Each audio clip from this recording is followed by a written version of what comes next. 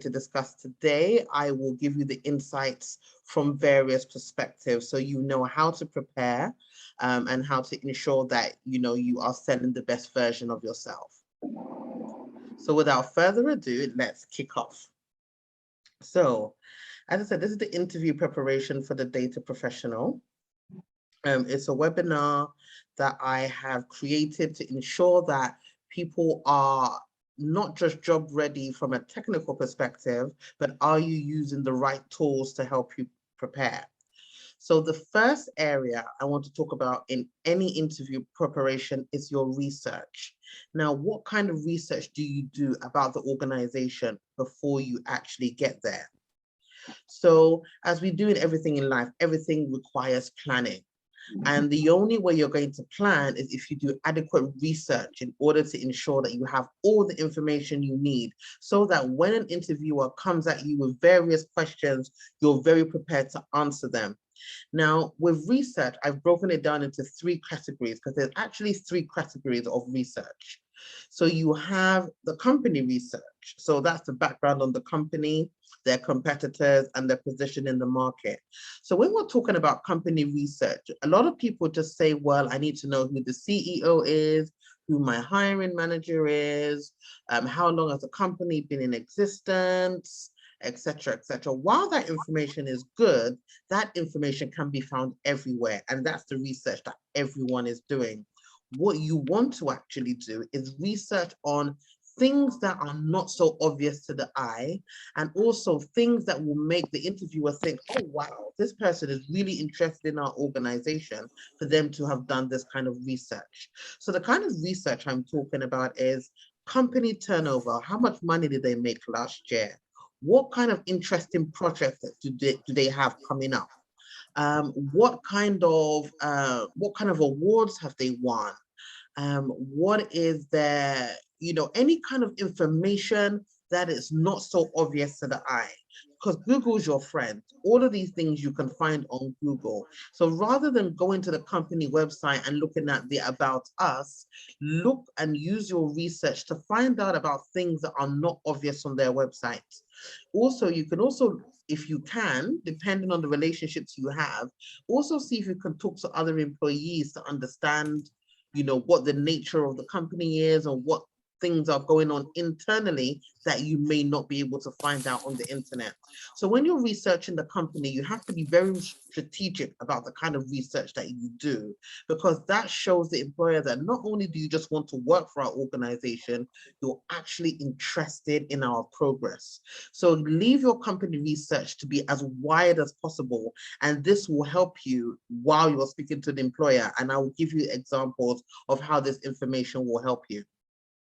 The other type of research is the role. So apart from looking at the job description, but look at the people in the team, or if this role is going to be a replacement for another person who's leaving, or look at the various people who are currently occupying that role. Look at their background, their educational background or their experience, look at the kind of projects they've worked on, and all of these can be found on LinkedIn.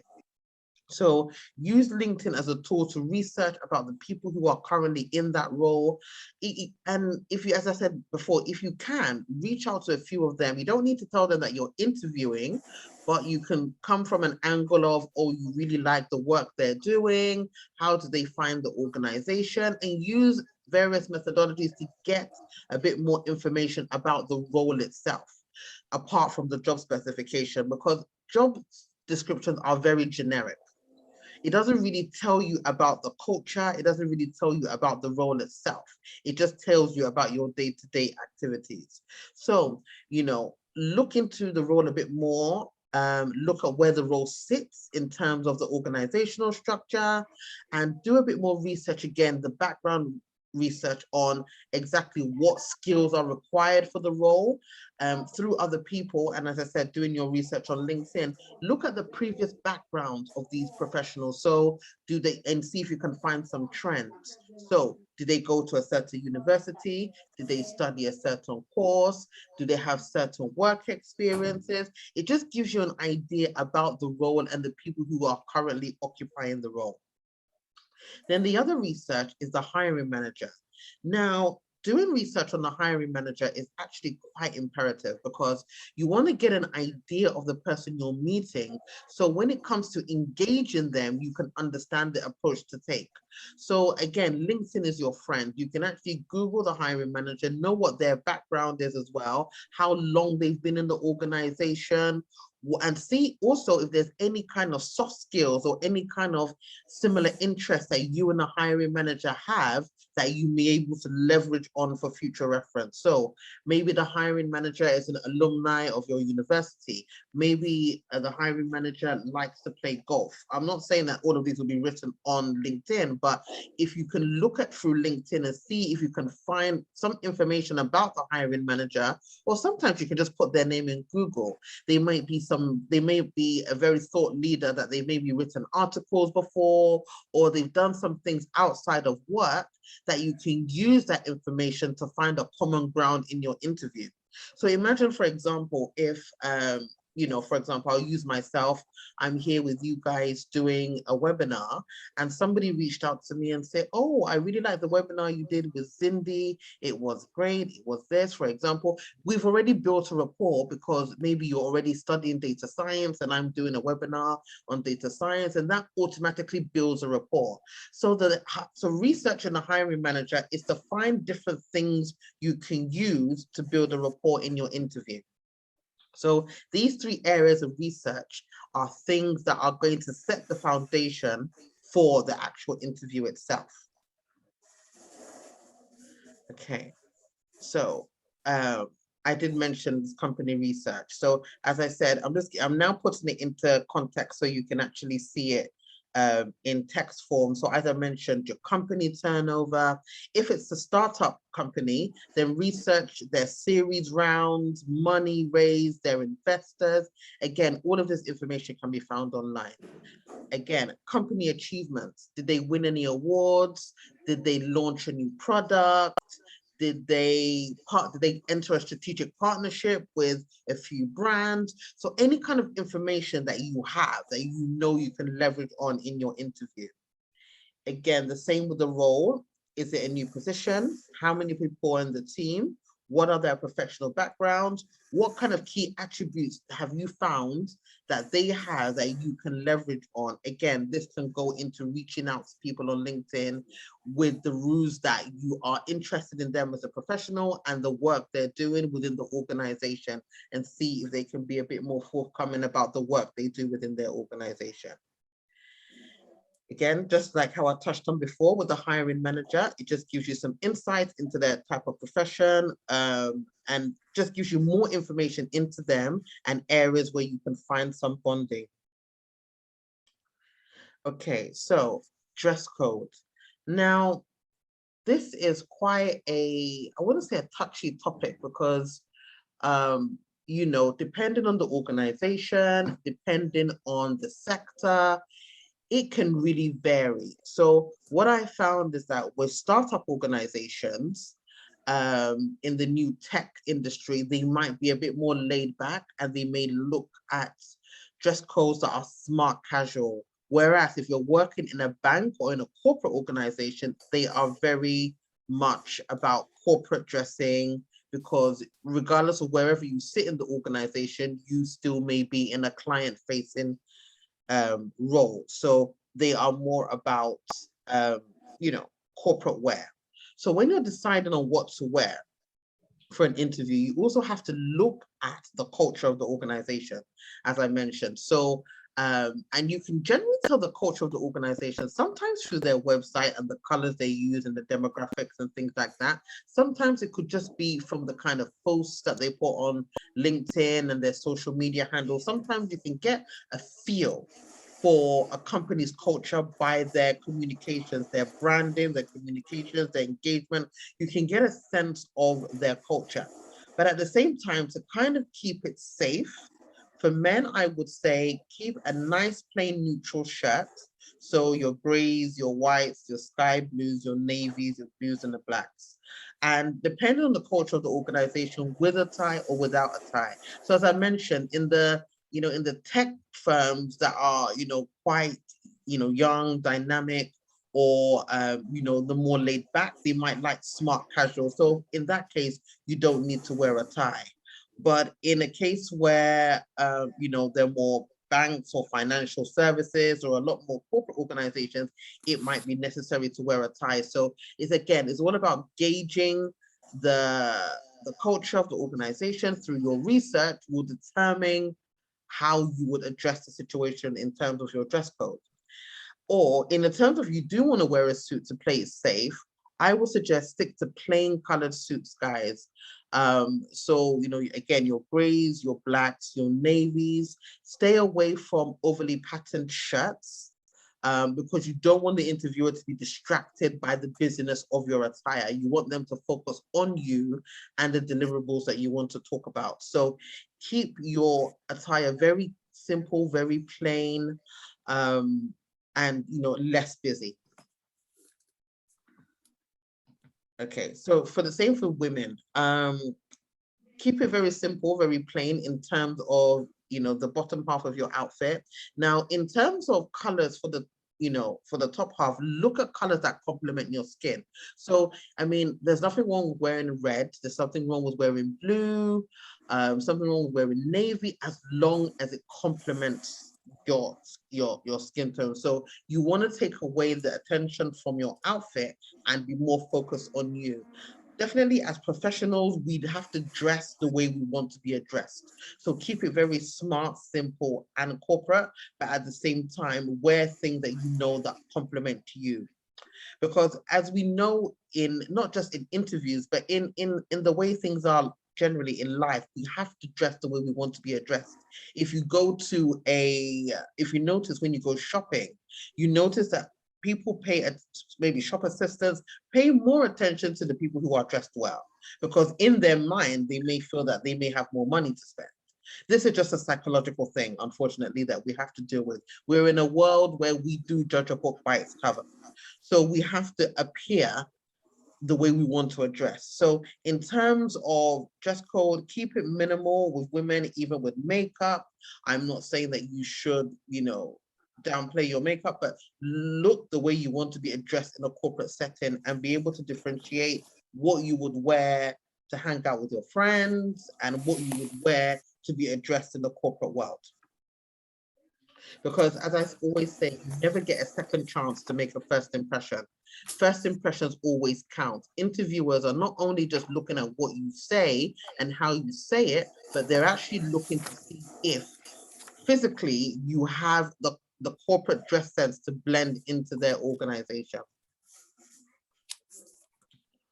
Okay, so here we're going to go on to interview techniques, which is one of my favorite topics, actually.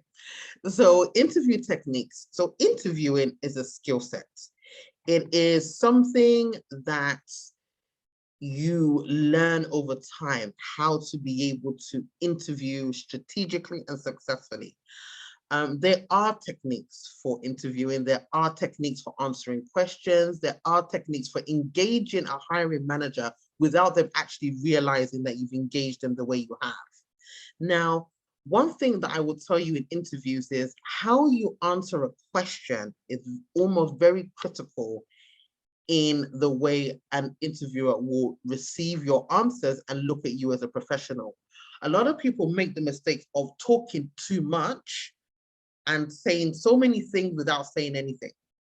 Then you also have people who are guilty of saying less, feeling that they're waiting for the interviewer to probe them for more questions. So I've given you a formula that keeps that middle balance where you are saying enough to explain or expatiate on your expertise, and you're not saying too little that the interviewer has to probe you. Because one thing interviewers hate doing is having to probe. Can you give me more? Can you give me more? What you want to do is find that equal balance by talking enough, but you're not blabbing or you're not over talking that you're putting the interviewer to sleep. But at the same time, you're not talking less and the interviewer is getting the impression that you're not very competent just because you're not saying as much as you should. So there's a methodology that I use called the STAR approach. And these are a way to answer questions given exactly enough information without going overboard, and the interviewer can be able to analyze your competencies.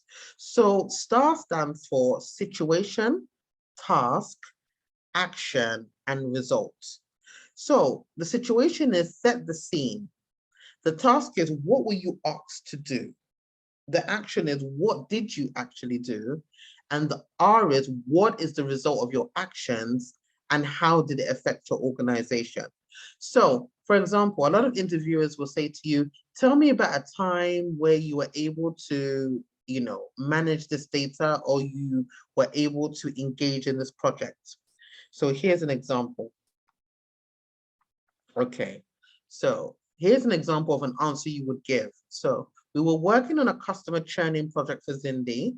The project was to capture data and the project was to capture data and delivered in reporting format to delivered in reporting format to executive leadership in Rwanda. I was tasked with initiating a data mining exercise. To do this, I deciphered the source of data and relevance to the project. So I gave an overview of an answer I would give in an interview. Now, this is a very short but very detailed example of what exactly I had to do. Now, if I was to break this down into STAR, I've used STAR in answering this question, right? But let me break it down for you step by step so you can see exactly how I've answered this question, right? So the situation was we were working on a customer churning project for Zindi, and the project was to capture data and deliver in reporting format to the executive leadership team in Rwanda. That's the situation. And the task was, I was tasked with initiating a data mining exercise. The action was, I deciphered the source of data and its relevance to the project, performed analysis to compare with other sources of data. That's what I actually did. And the result of that was to deliver a report that provided the answers and contingency plans, which increased the knowledge of the leadership team and provided further insights for execution. So I've actually told you in a very concise nutshell what I'm able to do. I've told you that I worked on a project. I've told you the skills I implemented, which was deciphering and performing analysis. And I told you the benefits, what that result did for the company and for myself, which is I was able to deliver the report to the leadership team, and the leadership team, through my work, were able to gain more insights for execution. So imagine if you go through every interview question, answering those questions in that concise manner. There is no way a hiring manager will say, tell me more, because I've told you everything you need to know. I've created the situation for you. I told you the task I was supposed to do. I told you exactly how I did it, and I told you the results of my task, right? So if you answer every single question you are given by our interviewer in that way, your interview questioning will be your interview answering will be very concise, straight to the point, and it should touch on your deliverables. Now, also in an interview, you also hear hiring managers say, what's your weaknesses? What's your strengths? What would you say your strengths are or your weaknesses are?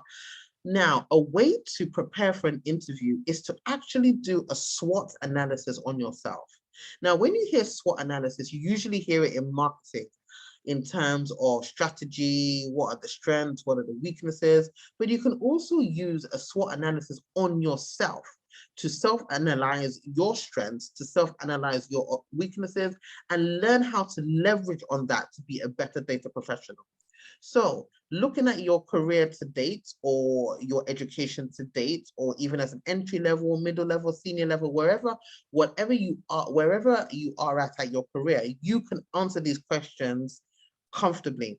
So you can ask yourself, as a data professional, what are your strengths? So for example, as a data scientist, you may be great at analytics, but you may not be great at engineering. Or, or from a data analysis perspective, you may be good at analyzing data, but you might not be as strong in report writing. So looking at your strengths as a data professional, list out comfortably and honestly, what are your strengths as a data professional. And at the same time, list out what are your weaknesses. Now, weaknesses are not a bad thing.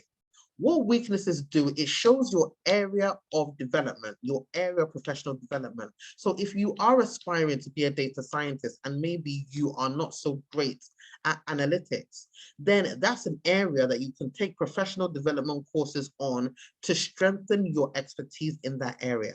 So be honest with yourself with weaknesses and be comfortable enough to tell your interviewer what your weaknesses are.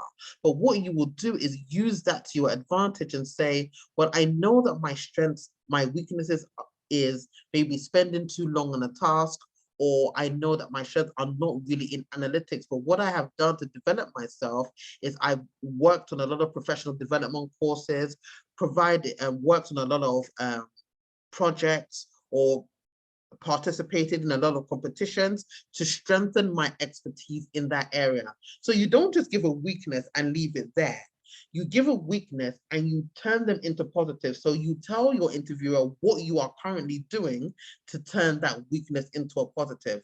So I've given you one from a data analyst perspective, and I can also give you one from a professional development perspective. So maybe someone like me is, I like to stay on the task for too long because I want to give it 100%. And what that does is other areas of work may suffer because I'm putting so much attention on one area. So what do? To combat that weakness, what I'll do is I will focus more on the task that takes a lot more of my time first, and then do the smaller tasks later. So my weakness, to overcome my weakness, I have learned to prioritize. So whenever you're asked about your weakness in an interview, don't just stop at your weakness. Give them what solution you have provided to your weakness, which has turned into a strength. Now, opportunities. Now, opportunities is knowing how to identify and leverage on your expertise for career development. So for example, if you're a student and you are a part of alumni in the data science area, what do you do, or what have you done to leverage on opportunities for career development? So for example, all of you guys who have joined this webinar, you have noticed there's an opportunity for you to professionally develop yourself, and you have taken advantage of it by participating in this webinar. So what you say in an interview when they ask you, oh, so, when you're talking about yourself, when they ask you, tell me about yourself, don't only tell them about your education or your work experience, but tell them about the opportunities that you have represented with, that you've leveraged on. So if you've participated in competitions, make sure that you talk about them. If you've worked on ad hoc projects outside of school or outside of work, talk about them, because interviewers want to know not just what you've done on your day-to-day, but what opportunities have you seen and how have you taken advantage of them. So talk about your opportunities, and if you haven't done so, then now's the time to do so. Don't just leverage on what you know, competitions you worked on, academics, your work experience. Go above and beyond to look for opportunities that you can leverage in an interview, because what employers like is people who have taken that initiative to go above and beyond their capabilities. So have they participated in competitions? Have they worked with other people on other projects? Have they taken that initiative in the workplace to add to their responsibilities? Have they taken professional development courses to expatiate their expertise? All of these things are seen as opportunities. Now, when we want to talk about T is known as threats. So what potential threats are there that can hinder your progress? So a potential threat could be that, for example, financial constraints or professionally developing yourself. How do you work around that? Look at courses on either Udemy, on Coursera, that offer free courses for professional development. Another threat could be, the competition in terms of, people who are applying for the same roles as you. Then you have to think to yourself, what other professional development courses can I do that can leverage on my experience? So you have to look at yourself as a business, or what is the threat to my professional development if I don't look at these things and take them seriously. The thing that can happen that can hinder your success is if you don't continually develop yourself. So for example, on the Zindi platform, there's always the emoji hacks, the competitions. Always get involved in actively developing your career so that you will have minimal threats. So threats are only potential when you don't do anything about your career development. So as a data professional, you should always be seen to be doing more and learning, and also expressing in your interviews that opportunity that you use to learn and why you have minimal threats, because you're always on top of market experience, what's going on in the market, what's going on in the data science world, the future of work.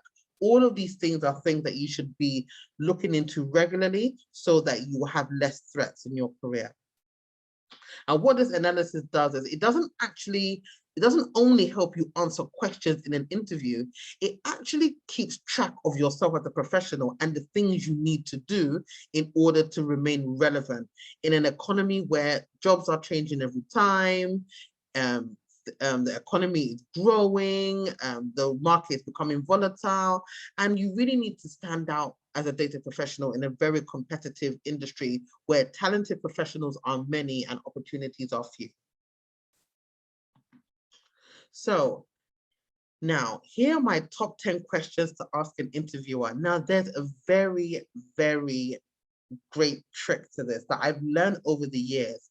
It's a psychological thing. Question asking, the way you ask a question, the way you answer a question is very, very strategic.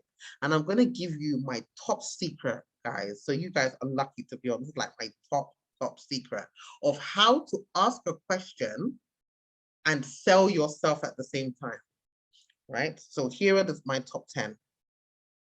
So what are the most important qualities for someone to excel in this role? So here is how I would ask the question. This is my trick, guys, so hope you're paying attention. So this is my trick to ask this question. I would say, I'm somebody who is very diligent, I'm very hardworking and likes to hit the ground running. So based on this, what are the most important qualities for someone to excel in this role? So can you see what I did there? I didn't ask the question first. I sold myself first. So psychologically, what you're going to remember is the first thing I said, not necessarily the question. So I'll use another question as an example. So what is a typical career path for someone in this position? So how I would ask the question is, I'm looking to join an organization where I can bring my knowledge and also grow to make an impact within this organization. I see myself in the next 3 to 5 years as a data analyst and maybe progress to a data scientist and maybe progress as far as I can go because I'm very career driven. Having said that, what is the typical career path for someone in this position? Again, what the hiring manager has done is you have captured their attention within the first 3 seconds with that questioning. The question only comes later. So by the time they answer that question, what is resonating in their mind is what you have said and not what you have asked. Now I won't go through all of them, but I'll pick my favorite one. So number 4 is another favorite one of mine. Is the question is, what is the most important thing I can accomplish within the first 60 days? How I would ask that question is, I'm somebody who likes to join the organization, get really stuck in, understand the projects that are going on, understand exactly how the organization functions and really get stuck in. So if I join your organization, what will be the most important thing that I can accomplish within the first 90 days, within the first 60 days? As far as I'm concerned, I'm the hiring manager. I'm getting excited. I'm thinking, oh my God, this person already has plans. They already know what they want to come and do. They're already showing me that they're ready to come in and get stuck in. So which means that I have minimal training to do. And even if I do have training to do, I can see that this person is actively ready to, they're pumped, they're excited, they're ready to jump on board. And they're already asking me what I need to do within the first 60 days. So I'm already excited because I've seen someone who's not just excited, who's not just looking for a job, but is excited about the organization that they're joining. So number 6, What can you describe characteristics of people you consider successful in this department or company? So here is where you sell yourself. You say, so I'm somebody who's very analytical. I'm someone who believes that the work is not really done until it's done. I'm someone who really looks at a situation from a three-dimensional perspective. And I believe with these characteristics I have made me successful thus far. And I believe bringing these characteristics is something that will really change the dynamics of the team. So having said that, can you describe what you feel are the characteristics of people who are successful in this company, right? Again, if you're answering all these questions correctly, they should be nodding and agreeing with you, and then, you know, throwing a little one or two things on top of what you have said. Or they should be saying, yes, exactly. Once you get that head nod and yes, exactly, you know that you're flowing on the same page as them. So yeah, what training and development is available for employees within the company? So again, I'm somebody who is an avid believer of self-development and professional development. I have a certification in data analytics. I've also participated in competitions to enlighten myself in various areas of data. I'm also currently undergoing an MBA. So this is an area where you talk about what you have done by yourself already. Then you say to them, well, as an organization, what do you offer in terms of training and development for the employees in your company? Because I feel that if I develop myself, it will be of additional benefit to you. And if you pour your resources into developing me, I'll be able to be the best employee I can be and remain loyal. Now, when as an employer, I'm hearing loyal, I'm hearing professional development, I'm hearing furthering my career. All of these things are what employees love to hear. So, I mean, these are again my top 10 questions. And guess once they share these slides with you, you can use these questions in your interviews, especially when an employer says, do you have any questions? I can't stress enough how very, very wrong it is when an employer asks you, do you have any questions? And you say no. I think it's almost like a shutdown at that point, because for them, if you're really interested in the role, if you're really interested in the company, then you should have questions for me. You should want to know more about the company. What are we doing? Talk about problems that we're facing. Yes, there's another question. Actually, I'll go back to it. Yes, what are the biggest opportunities and challenges that your company is facing right now? Now, this question, guys, is very important to ask. Now, where you're going to find out the answers to this is through the company research that you have done in the first place. So, for example, if I've done research on the company and I've noticed the company's competitor has just bought, you know, another company, for example, I've done that through my research. Using question 3, what I would then say is, I know that company A, who is your major competitor, has just bought over company B, which obviously has changed the dynamics of your market penetration. How is that affecting your business right now? So they will then give you, first and foremost, they'll be very excited that you actually know what's going on in the market regarding the company. And once they've given you what their biggest challenge is, what you will now do in response to that is give a solution. You're not given so much of a solution that you are giving all your trade secrets away, but give them some form of solution to show them that, you know what, this person is thinking off the top of their head. They're not in our organization yet, but they're already thinking forward about what they can do to solve that problem. So you've always got to ensure that your company research is what is going to set you up for the interview questions that you are going to ask the interviewer. Now, these engagement questions, you will find that if you answer these questions correctly, you will find that the interview will be less about your competencies on paper and more about what you can deliver when you join the organization. And that's what you're aiming to achieve, guys. You're not aiming the conversation to be very transactional. Tell me what you did here. Are you this? Can you do this? What about this? How about this? That's what we're trying to stay away from. What we're trying to establish with these interview techniques is how to have an engaging conversation where you are selling yourself to the interviewer, they're buying into your expertise, and at the same time, you are bonding with that employer. And for them to say, you know what, I really like this girl, I really like this guy, I think that they're going to be a great asset to our organization. Let's hire them.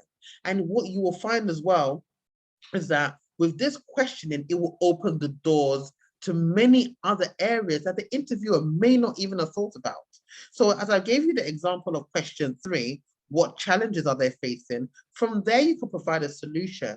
Then they can say, oh, yes, we've actually thought of that. And that's a great idea, actually.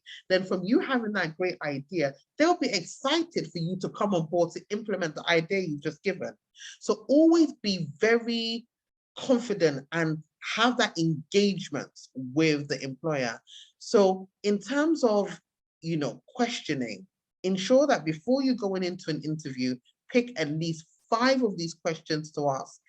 It's really imperative that you engage the interviewer, because these are the things that are going to set you apart from your other interviewees. Yeah, so thank you for joining the session. I am very open to answer any questions that you may have.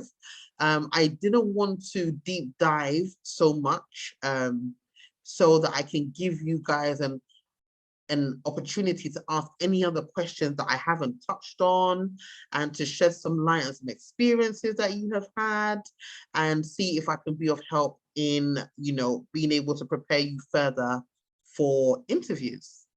Thank you very much. Awesome. Thank you so much, Jennifer. That was really an amazing and enlightening session.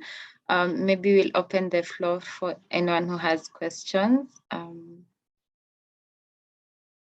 Okay, so Jasmine is requesting for you to share your screen on the questions again. Anyone who has a question that they'd like answered from an expert interviewer?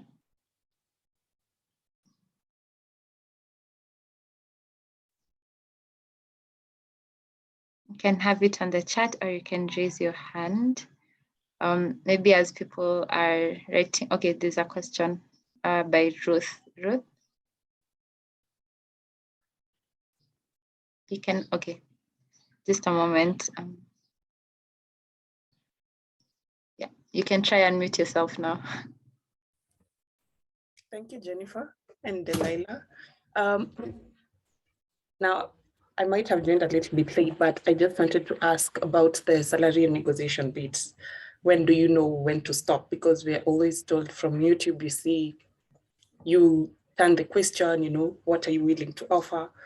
And then you wait for them to reciprocate. So when do you stop, maybe, and how do you just go about the whole scenario? Okay.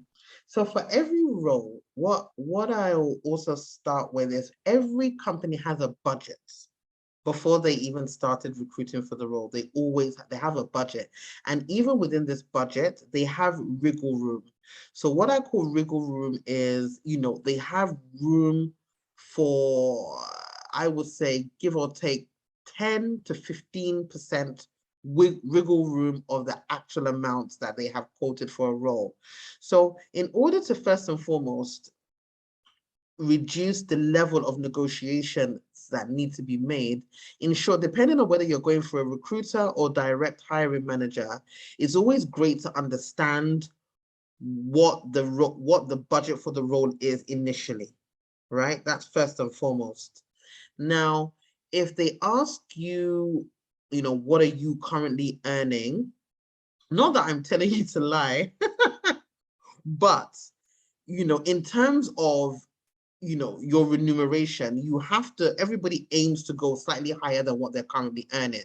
So I would say at the same time, as they have 10 to 15% wiggle room, you should add or, include again a 10 to 15% increase.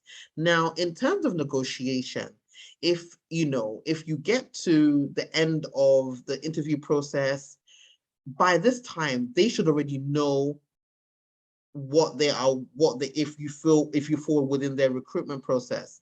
Now, if they try to negotiate lower, what I would suggest is you have to sell yourself correctly in sense of, okay, this is what I bring to the table. I have X of years of experience. I've worked on A project, B project.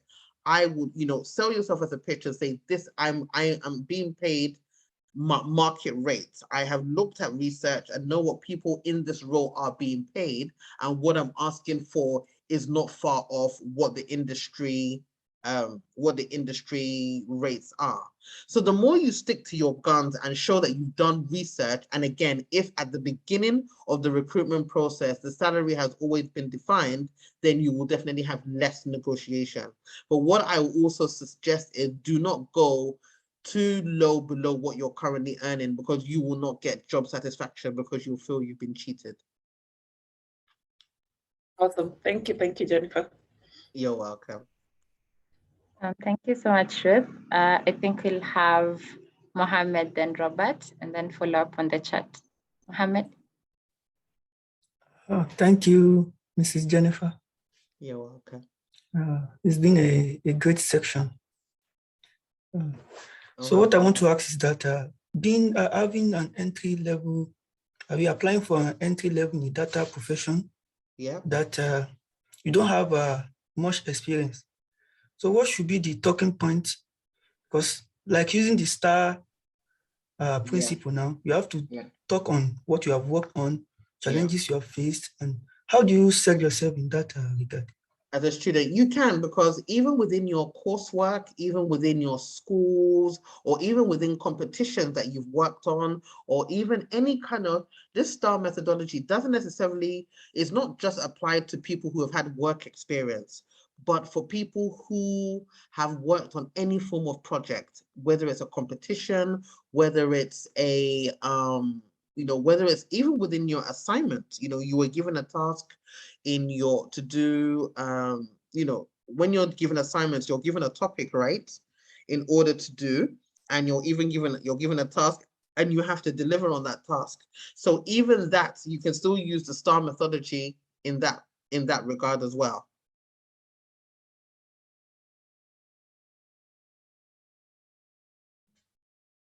So can you hear me? Yes, we can. Mohammed. Hi, Mohammed, can you hear me? Okay. I can. Okay, did I answer your question correct? Yes. Okay, thank you. Perfect. You're welcome. Great, thanks, Mohammed. Robert. Thank you, Delilah. Thank you, Jennifer, for the opportunity. So I want to ask, okay, if they ask about your salary expectations, right?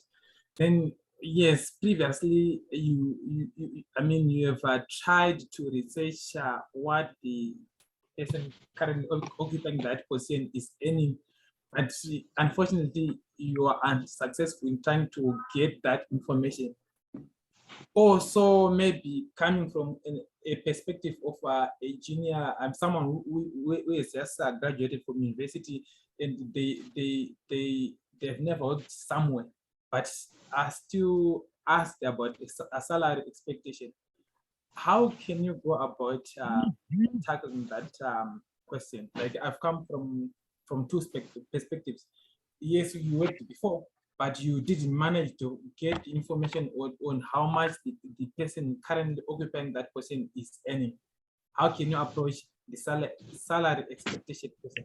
Also, you are recently graduating from university, you have never worked somewhere, but you are still asked how much is your salary expected. How can you also tackle that question? Thank you so much.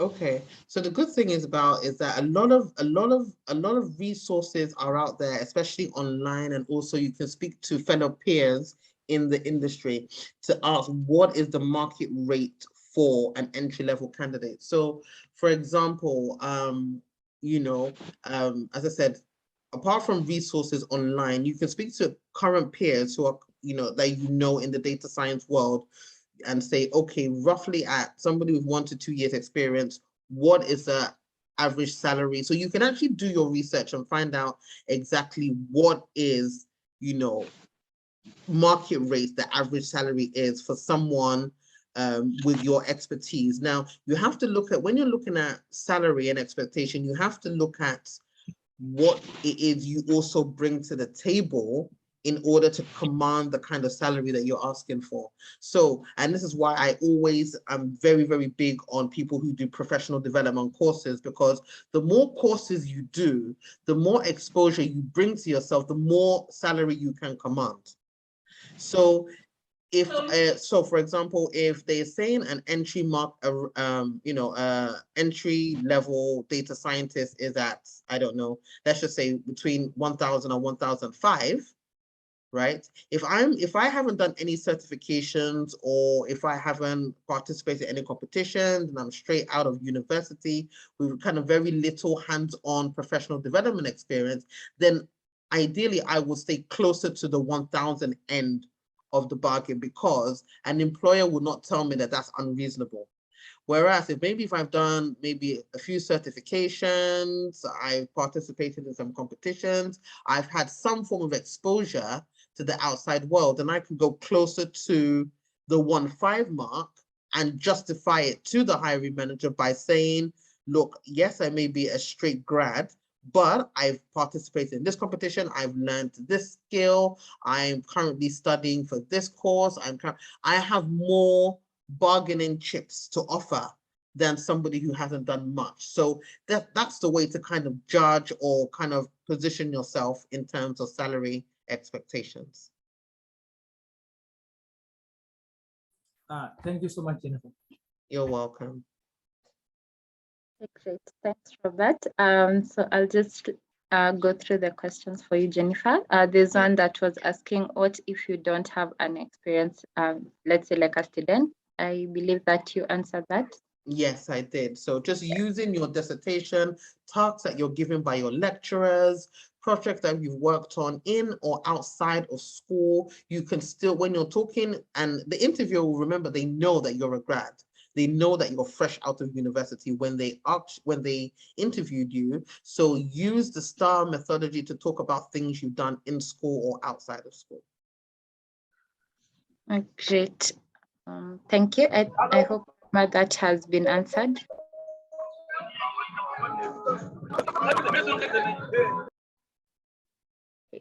Yeah, I hope, Rama, that has been answered. There's another question from the questions that you had listed out to ask an interviewer. What can be the answer to question 4? Okay. Yeah, there's someone who's curious around that. Yeah, I can go back to question 4. So, yeah, so I did actually use this as an example, but I will say it again. So if someone if you're asking, you're the one doing the asking of the question, so the hiring manager will tell you what you can achieve. But how I would ask that question is saying, I'm somebody who likes to come into the organization, hit the ground running, learn more about what is expected of me, the tasks I'm supposed to do, the projects I'm supposed to be working on. Having said that, what is the most important thing I can accomplish in the first 30 days, in the first 60 days. So the hiring manager will tell you what they would expect you to accomplish. But what they will be happy about is that you've already told them what you would do coming in, meaning that you're already forward thinking, meaning that you already see yourself in the organization, and your enthusiasm about what you would want to achieve in the first 60 days has been spelled out for them. And all they will probably do as a response is add exactly what they would want you to do. Now, once they tell you what they want you to achieve within the first 60 days, you can use that information and respond and say, oh, that's great, because actually, when I was working in A, B, and C, I've done that before. Or during my dissertation, I actually worked on a project that was similar to this. Or when I was working on a competition at Zindi, we actually had a task where we did A, B, and C. So what it is that every answer that you are given by the interviewer, you will use that information to either throw another question or to show them where your expertise and that question marry together. I hope I've answered your question. Ellie, you can put it on the chat if that was answered well. Maybe before I continue the questions, Michael, maybe do you have an urgent question? I see your hand is raised. Yeah, thank you. The question I have is actually in the chat, but I'll ask anyway since you have called my attention. So I just wanted to ask about having to follow up after an interview. Thank you, Jennifer, for the presentation so far. I found it hard to get a question. So after an interview, and I feel like, and the interviewer tells me, okay, what a wonderful interview session. We'll get back to you on the result of the interview. So how do I follow up without sounding too desperate or aggressive? Okay. I think the question is yes. Okay, so what I will do is after the interview, I will send a message to the interviewer saying, dear so-and-so, it was such a pleasure meeting you today. I've thoroughly enjoyed the session.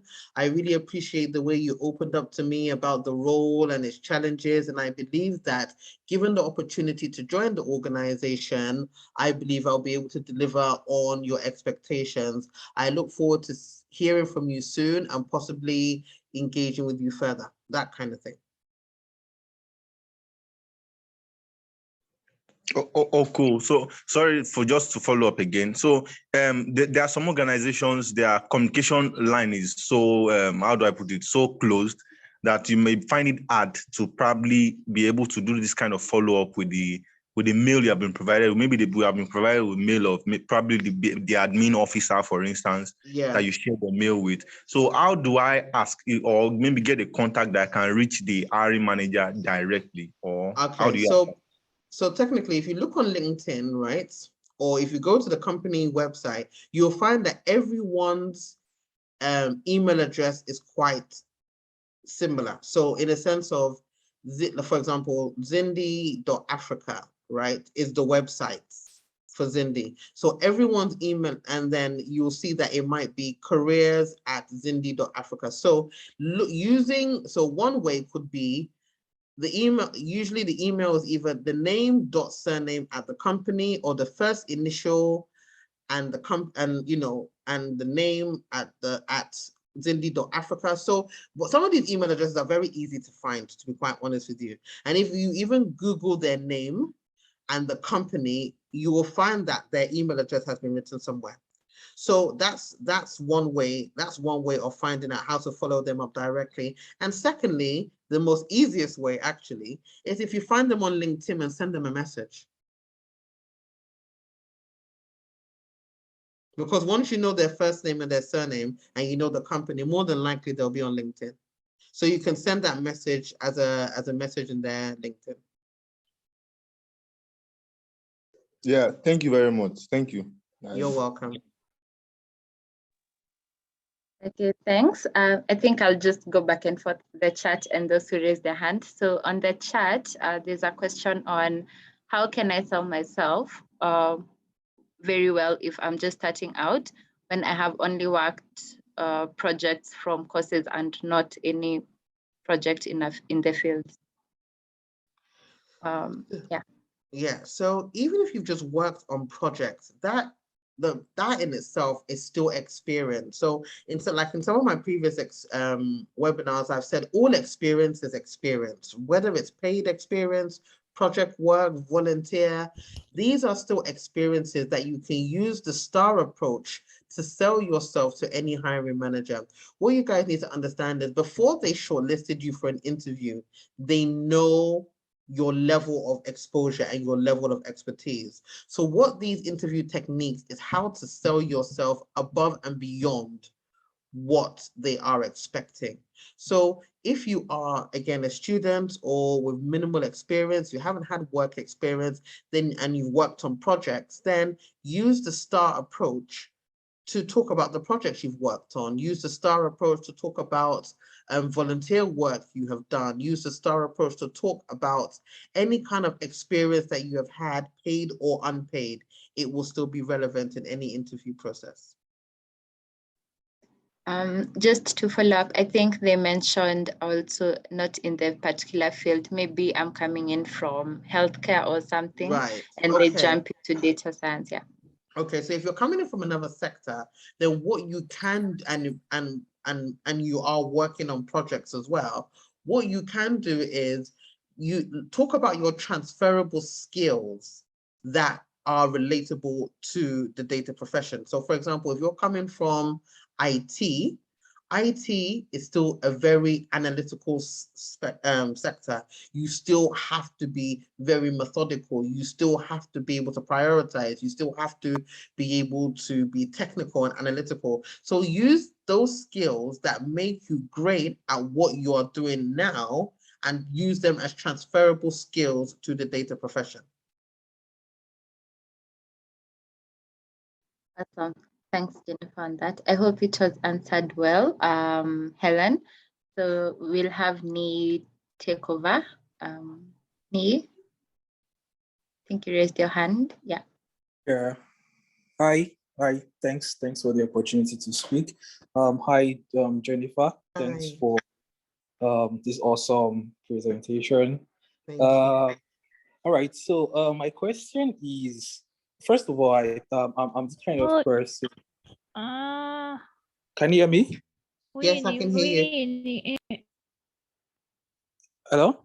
Yes, I can hear you. Okay, yeah. So I'm this kind of person that I would say my strength and I classify it as a strength and weakness is being a perfectionist. So I like to go the extra mile basically. And then when you sit in front of an interviewer and then you're asked, tell me about yourself, sometimes I think I go too deep and sometimes I think I don't say a lot about myself. So I would like to, hear from your perspective what you really want to hear when you say, Tell me about yourself. Because that actually sets the tone for the interview. And then I think it's like the first impression you make, Exactly. So, very important question. Thank you.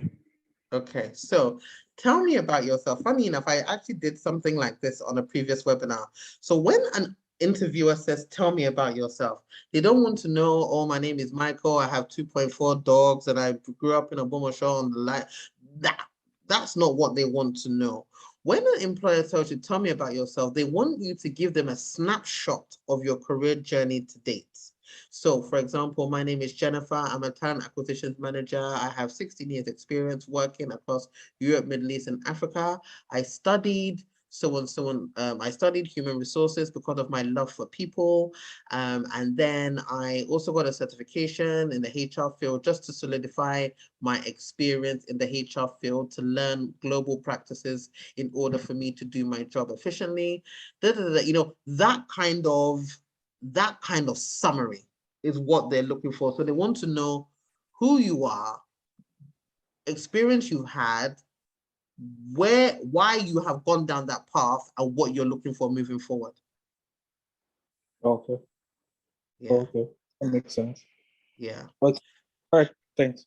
You're welcome. Okay, awesome. The follow-up question was from Dinah, and she asked, from your experience, what percentage do the sample questions you shared have? Sorry, I didn't quite hear that. Sorry, Rose?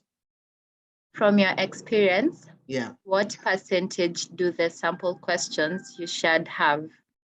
From my experience, I'm not even saying this for saying sake, but I haven't, if these questions have been answered correctly, I have seen, and I'm not just saying this, I've seen at least a 90% hit rate.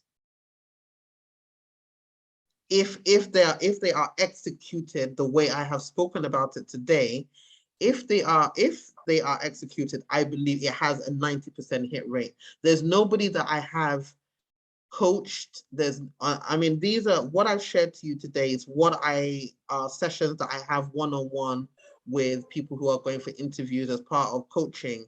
And there's not one person who has told me till date that these interview questions and this methodology of asking has not either landed them the job or got them at least through to the second stage of interviewing. Because these questions are psychological. It's not just about the questions that you're asking. You need to bear that in mind. It's the psychology behind it. So you are selling yourself first, asking the questions after. So it's not just about the question, it's actually what you say about yourself in relation to those questions that is the deal breaker. Awesome. That's a really high percentage. Thanks, Jennifer, for the secrets you're giving us. Yeah. Yes, I know. I should charge. Everybody put your currency. Don't mind me. No, but yeah, it's a very big secret that has, in fact, I mean, I've used it throughout my career. Once I noticed that it worked for me, I started sharing it with anybody who cares to listen. Awesome. Dana, that's okay? Definitely. Very constructive. Thank you. Okay, great. Thank you. Okay, we'll go to George. You can unmute and share your question. Hi. Can you hear me? Yeah, can hear you perfectly. Yeah. Thanks, Jennifer. That was very nice and always good listening to you. Just looking at the questions you put out there, I really like the bit about explaining, putting in a bit more, selling yourself before you ask the question. Yeah. But then just looking at the following questions, question number 3, question number 6, 8, and 10. Yeah. If you look at the first one about the opportunities and challenges, yeah. Then look at number 6. Yeah. Where you're asking about the characteristics of people who've been successful. Yeah. And then number 8. Yeah. Number 8, you're asking about the training and professional development available for employees. And in that case, I would assume you're asking about you joining or a joiner. And then the last one, typically how long people have stayed in that kind of role. Shouldn't you be a bit careful to look like you are not ready for the role and require training on joining? And sometimes some interviewers can be a bit rushed in that they expect you to start almost delivering results. But if you look at most IT roles, there's a bit of learning curve, whichever organization you join in, because it's very difficult to find the same kind of environment, the same kind of tools or platforms from where you've been coming from. So maybe just to be careful not to relay the fact that you are not quite ready for that role you're trying to join for, and then looking like you're too needy for training. I mean, training is necessary, but I think some people want you to hit the ground running. Okay, so let me kind of expatiate. So training is relative. Even CEOs go on training today. Even execs still go on training. So training doesn't necessarily mean that you are incompetent, but everybody learns. I mean, we learn throughout the world. We learn every day. I mean, this webinar is like a training right now, right? So asking about training is only showing the interviewer that you are interested in your own development. So they already believe you have the expertise, or you wouldn't even be in the interview, or you wouldn't be sitting in front of them anyway. What you're asking in question 8 is that I am interested in further developing myself, because the more I develop myself, the better it is for you as an employer. So if I, for example, if I go out there and learn about data strategy from London School of Business, I'm going to take all of that information and come and bring it back to your organization. So asking about training and professional development is just asking, do you support learning? And I'm big on learning. I'm big on understanding knowledge, expanding my professional knowledge. So as an employee, do you offer that? Now, 10, in the sense of how long have people stayed in this role before being promoted, it then makes the employer think about their own internal strategy. So meaning that, oh, that's true. And that person may not have probably been in that role a long time. So that they'll be in a better position to say, okay, when I joined the organization, I was, a trainee, then I was promoted to a supervisor, then I was promoted to a manager. So it shows that you are interested in staying in that company for the long haul, because you are interested in knowing How hard do I have to work? How long am I in this position before I am able to be promoted? It means that you want to graft, that you're a hard worker and you want to progress in the company rather than taking all the information you've got for that company and go and give it to another. So that's the psychology behind question 10 and 3. And what's the other one? Yeah, 3, did you mention? Yeah, 3 is showing them that you are interested in that brand. You know, you are interested in that company. You're not just looking for any job, right? You're interested in that company. You want to know what are their biggest opportunities in this company? What are the challenges that they're facing? And remember, you would already, before you ask that question, through your company research, you would have Googled and seen the kind of the kind of opportunities. Maybe they just acquired a business. Then you've looked at their competitors, and by looking at their competitors, you will know that, okay, if their competitor just bought company A, that's going to be a challenge for them. And in the interview, you're going to mention that you know this. And how do you know this? Because you've done your research. And why have you done your research? Because you are interested in that brand. So all of these questions, they have 2 objectives. 1, to sell your knowledge. 2, to sell yourself. And 3, actually has 3 objectives, sorry. 1, to sell your knowledge. 2, to sell yourself. 3, to show them that you are an all-rounder, meaning that you are a problem solution provider as well as a competent potential employee. Because from every question that you're asking, remember, they're going to give you an answer. And from that answer, you will then use that answer to sell yourself even further. So think of it like a game of tennis. You know, you've batted your ball, you've asked a question, they've batted their ball, they've answered you. You've now used that answer to even throw it back at them with your solution. And then it can keep on going back and forth like that until they're so satisfied with your competency that they know beyond a reasonable doubt that you can do this job. Okay. Thank you. Very good. Has that answered? Yes, thank you. Very good.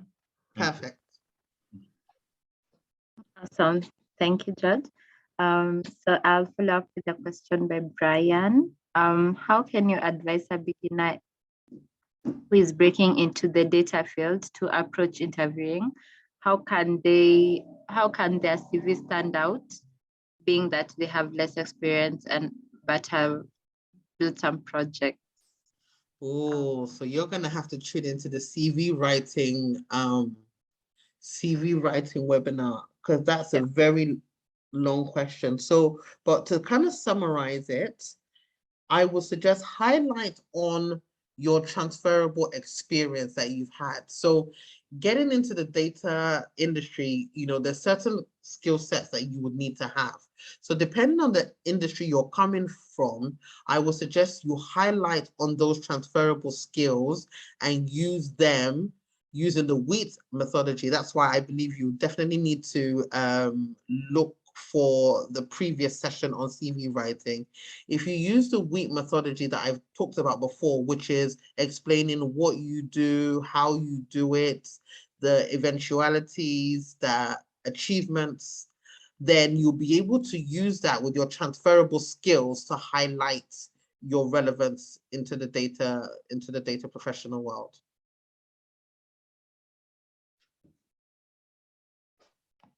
Brian, I hope that's okay, but I think we'll follow up on that and share with you maybe the webinars that we had on CV writing. I think they were really helpful, and Jennifer shared more info on that. Yeah. Okay, so I think there was someone else with a question. Solomon, before we go back to the chat. Okay, hello and good afternoon to everyone. Okay, so my question is, in recent years, I've seen a lot of startups in artificial intelligence and machine learning springing up. So based on your experience, have you perceived any differences in the interview processes of both the startups and then the established companies? And if yes, I mean, how do you prepare for interviews in both domains? Thank you. Okay, so that's a good question. So what you'll find is that a lot of the startups, they, not that they don't know what they want, they do know what they want, but I find that in terms of their interview processes, I think one common trait is that they all do some form of testing of your ability, depending on the role, of your ability. And it's usually quite a general test, depending on the level at which they're hiring you for. It may just be Python or R, it might just be, basic testing in terms of coding. Then you also have some organizations that will then give you a presentation or a scenario to deliver and present to the hiring managers.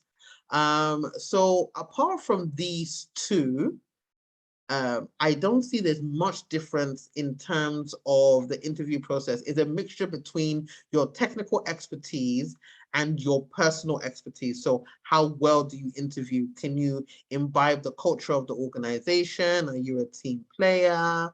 And all of those kind of things. So I believe that whether they're startups or corporate organizations, there will definitely be some form of technical testing. And then the rest of the interview process would be more about, again, your knowledge of the organization, you're imbibing their culture, you being forward thinking. Are you someone that needs to be handheld, or are you self-sufficient? Are you self-motivated?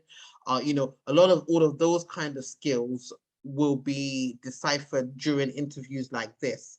But I think the most common one is the technical expertise first. Okay, thank you. You're welcome. Great, thanks, Solomon. So we have a question from Wanjiru. How many stages of interviews do I typically go through? Or maybe does one need to typically go through?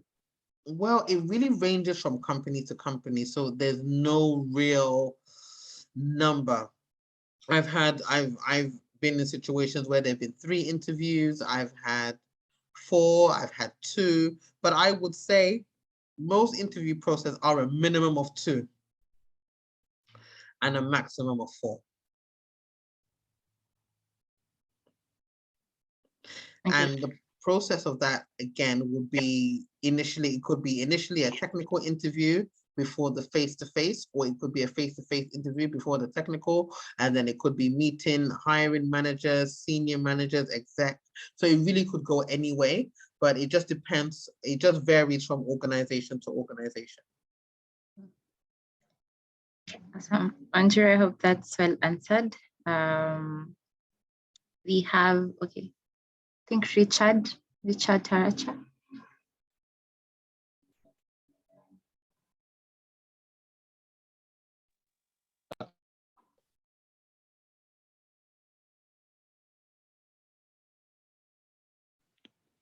Hi, can you hear me?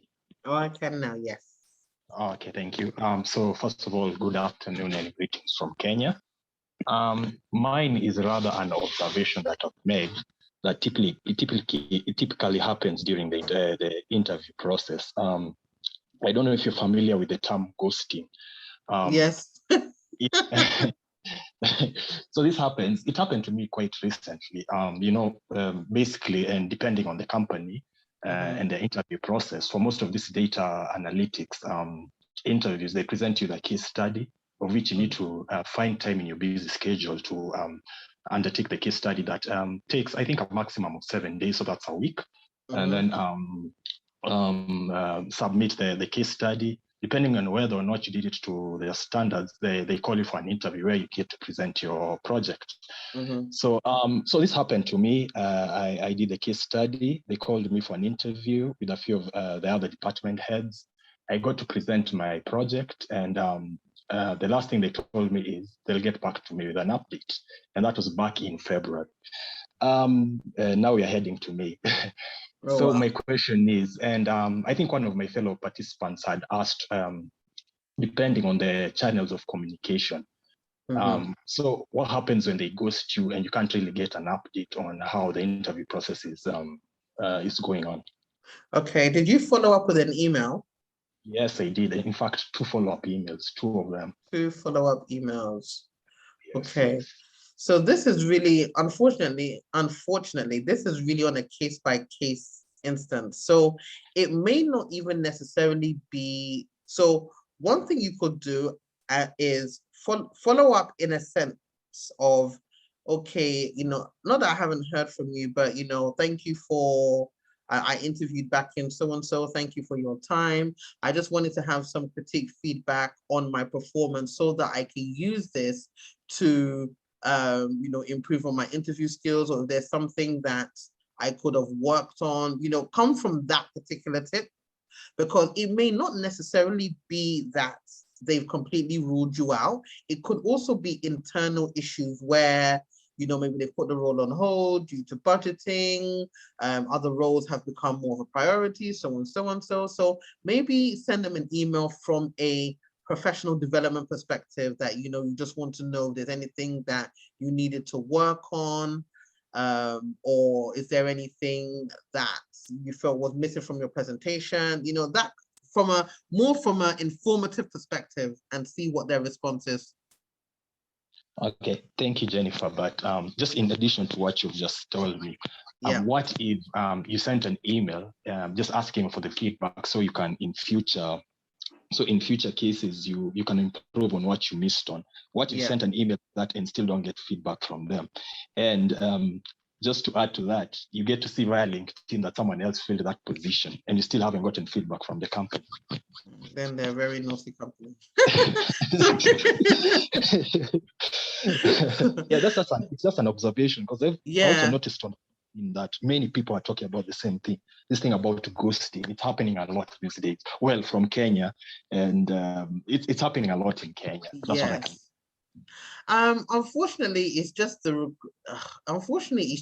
kind of people that we're dealing with in this day and age. I mean, I know it's hard sometimes to get back to everyone, but I think it's just maybe from an organizational perspective, there's something that that companies need to work on in terms of feedback, because we can only imagine how many people that they interview or see, in that retrospect. So I know it's quite annoying, but what I would suggest is maybe just kind of from another perspective, if you have like a mentor or a peer or someone that you look up to, kind of show them your presentation, for example, and say to them, oh, is there anything you felt that I could have done wrong here? Because it might not even be you. It could even just be somebody could have been just slightly stronger, or it might not necessarily be you, but maybe any kind of case studies or projects you do that maybe share it with someone for their critique and their feedback, so if you're on the right track. Oh yeah, that makes sense. Thank you, Jennifer. You're welcome. Awesome. Thank you, Jennifer. Now you're seeing Kenyan colors. Yeah, unfortunately it's happening, but yeah. I know, it's very annoying, to be quite honest with you. I mean, as I said, I've sat on very sides of the fence. I've been an employee, I've been an employer, I've been a hiring manager, I've been a candidate myself. So I do know how annoying it can be. And I also try my best not to fall into that trap myself. So I totally know how it can be. Okay, thank you. So you have a question on the chat by Casti. What's the best way to respond to a question that you don't know the answer to? I would be very honest and say, to be honest with you, I'm not really sure about this, but can you give me some time and I'll get back to you? And if you don't have an opportunity to get back to them, be honest and say, I have sufficient knowledge. If you have a little bit of knowledge, just say, I have a little knowledge in X, Y, and Z, though I haven't worked on it, but I'm willing to learn and I'm ready to learn and educate myself on this more. Should I join the organization, or for my professional development, along those lines? Because the worst thing you want to do is say that you do know it, and then you're now thrown with a question about it in that same interview, and you can't answer it. Everything just tends to go downhill from there. So be honest and say that, you know, you're not really familiar with it, however, that you are eager to learn, and you're a fast learner, and it's something that you can hit the ground running and get to speed up on. Great. Thanks, Jennifer. Even in recollection to that, there's an interview I went and I was so honest, and they mentioned like that's a really good trait. It's good to admit it's something you can work on even when you get the role. So yeah. Yes, and I will start the sentence with, I'm going to be really honest with you.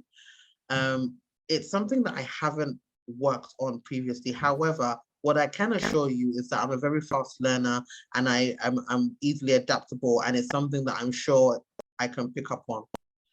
But start with, I want to be really honest with you, because employers really appreciate honesty. Yeah, that's all. Thank you. I think Robert's hand has been up. Robert?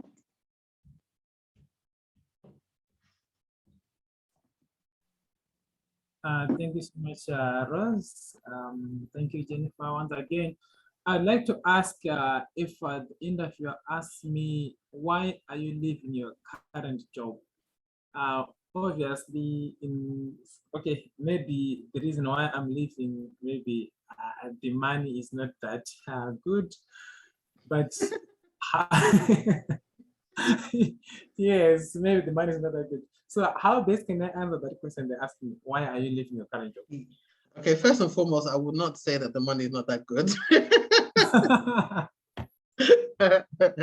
Secondly, you know, you can say, well, you know, you feel that the environment is not really challenging enough for you at the moment. You kind of feel like you have reached a place where you have, you know, you don't want to feel stagnant, that you've kind of reached the most you can do in that organization, and you're looking for pastures new. You're looking for an organization where you can further develop yourself, where it's a bit more challenging, and yeah, and you're looking for a role that's you know, that is more in line with where you want to go in terms of your career. Thank you so much, Jennifer. You're welcome. That's fine. We have another question from Oye. So thank you for taking this space. My question is, what should I do if I don't have the key skill required for the job, but I have other required skills? So is this at interview stage or in your CV? So if it's in your CV, I mean, again, if you if you look at the other previous webinars and use the WEEP methodology, your skill set will stand out for you. Again, using transferable skills to write a CV that is relative to the data science world, then, I mean, if an interviewer sees that and invites you for an interview, it means that obviously you have some skills that they admire and they want to pursue further. Now, if you're talking from an interview perspective, focus on your strengths. And this is why it's always great to do a SWOT analysis of yourself. If you focus on your strengths and how your strengths are transferable to the job in question, then that should be able to sell you successfully.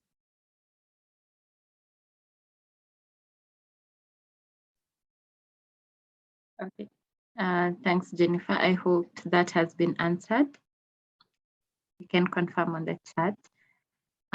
So we have another question, which is, what approach can someone take if a hiring manager mails you that you cannot, they cannot further your application, but we will like to hear from you how we can help you?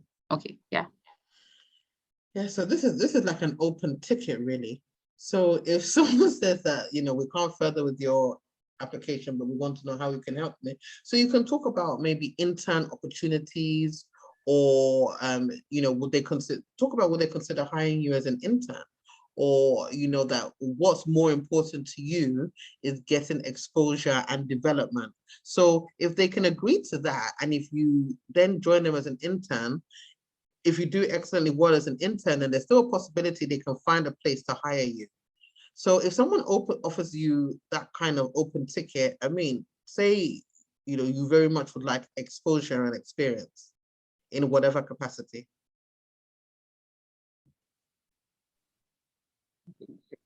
I hope that was answered. Yeah, I can't see any other questions. Mostly they are thanking you for the session, Jennifer. It's been insightful. And yeah, okay, I think I have missed something. Okay, so why do you consider cover letters crucial? About cover letters, what is your pro tip for writing a cover letter? Okay, so even though that's in the previous webinar session, but I mean, for writing a cover letter, I think you just need to focus on the role, not necessarily write 75 billion cover letters for different jobs, or you're going to have so many, but write a cover letter that highlights your skill sets, achievements you've made, and what you can bring to this new job. I think that would be the best format in writing a cover letter. Don't focus so much on the job, but focus more on your skill set and how your skills are relative to the job you're applying for. Awesome. I hope those questions have been answered. I don't know if me, George, or Robert have follow-up questions. I see your hands are still up. If there are no follow-up questions, you can put them down. Yeah, Robert. Thank you, Delilah. Jennifer, I wanted to ask. I don't know if you answered that question already, and I probably missed it. But I wanted to ask you on weaknesses. They ask you, what are your weaknesses? Like, okay, maybe your strength. What are your strengths? What are your weaknesses? I'm more interested on the weakness part. How can you answer that question? Because obviously you wouldn't want to expose yourself. So how best to answer that part? So, exposing yourself is not really an issue. It's how you can turn that exposure into a positive. So look at so for example, I think I used it previously. So for example, if someone is a perfectionist and likes to spend a lot of time on a particular task, so an employer will look at that and say, okay, I like the fact that he's a perfectionist, he likes to do it well. But then you can also say, because you're a perfectionist, sometimes you can waste a lot of time on that project, and what you have learned over the years is to prioritize. So meaning doing the most important projects that take up your time first, and then focus on the smaller ones that don't take too much time. So whenever you're given a weakness, don't just leave it as a weakness. You give you give the employer the solution to your weakness, or what you have done that has created that solution. So in the example I've just given, I've learned to prioritize because I know I spent a lot of time being a perfectionist. So whenever you're given a weakness, also give a solution of what you have actively done to curb that weakness. Because there's nobody that will tell you that they never have a weakness. We all have weaknesses, but it's not about the actual weaknesses. What are we doing about that weakness? That's it. That's what the hiring manager wants to know. What is that weakness, and what are you doing in order to change it from being a weakness? Thank you so much, Jennifer. But the interesting part is, by coincidence, you just picked my actual weakness. I'm a perfectionist, so it just got me interested. Sorry, if you don't mind coming again, you say maybe for someone who is a perfectionist, yeah, what would you do to derive strengths out of that weakness? Like, so saying, what I would do is if I'm a perfectionist, meaning that I spend a lot of time on work, I will learn to prioritize. So for example, if I know that it will take me, because of my perfectionism, and it takes me longer to complete some tasks. So what I will do is I will prioritize, meaning that I will create my schedule in a way that gives me enough time to do all the tasks I'm being given to the best of my ability. Does that mean possibly working nights, or possibly working days, or creating time outside of my work schedule to do so? Then possibly, but that's what you do in order to ensure that you are delivering at the level that you want to deliver, and you're still working within the time frame that you've been given.